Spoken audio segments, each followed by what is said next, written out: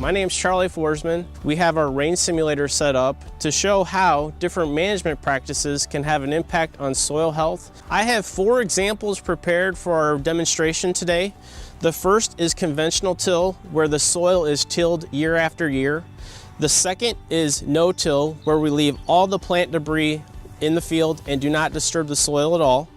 The third is no-till with a cover crop, so similar to no-till in that we leave the plant debris on the surface, and then immediately after harvest we plant a green growing crop. And then fourth is our pollinator habitat area, where we plant flowers, grasses, and shrubs to help support butterfly and bees.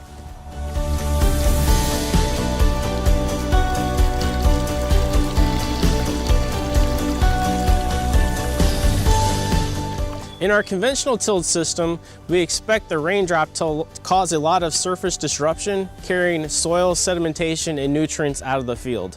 In addition, we'll see very little water infiltrate down through the soil surface, staying in the field for the growing crop. In our no-till system, the soil surface is protected by plant debris, therefore buffering the impact of the raindrops. As a result, we see very little to no runoff. In addition, the water has a chance to infiltrate down through the soil surface and stays in the field for the growing crop.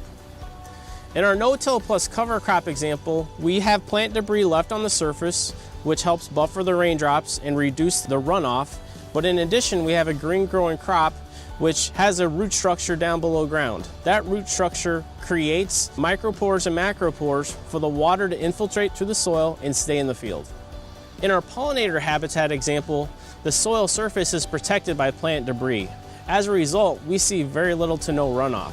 In addition, because this has been no-till for many years, we have earthworm activity and many microorganisms that work in the soil, creating opportunities for water infiltration.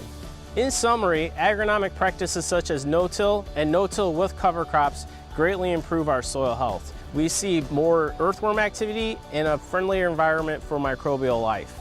In addition, we also see better soil structure, better soil porosity, which allows for better water infiltration, keeping the water in the field where the farmer needs it most.